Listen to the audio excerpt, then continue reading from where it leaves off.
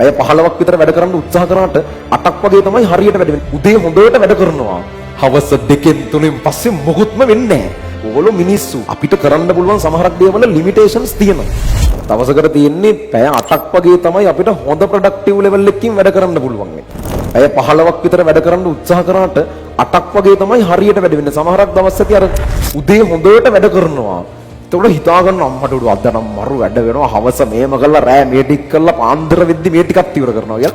හවස 2-3 පස්සේ මොකුත්ම වෙන්නේ නැහැ. අර වෙන්නේම නෑ වැඩක්. අර උදේ වැඩ කරන හින්දා නිකන් ඕනවට වඩා මොටිවේට් වෙලා තව වැඩ ගොඩකුත් හවස හිතා ගන්නවා. හවස ෆුල් අල වෙලා යනවා. ඉතින් ඒව තේරුම් ගන්න ළමයි. ඕගොල්ලෝ මිනිස්සු.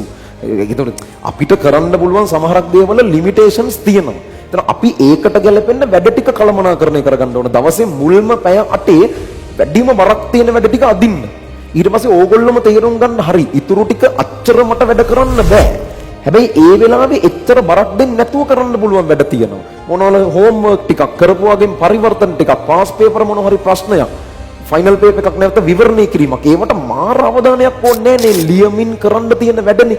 ඒ වගේම තියාගන්න දවසේ අන්තිම පැය 7-8ට. උදේ පැය 7-8 තියාගන්න ඕනේ වැඩිපුරම වැඩ කරන ටික තියාගන්න හොඳම බර ඒවට.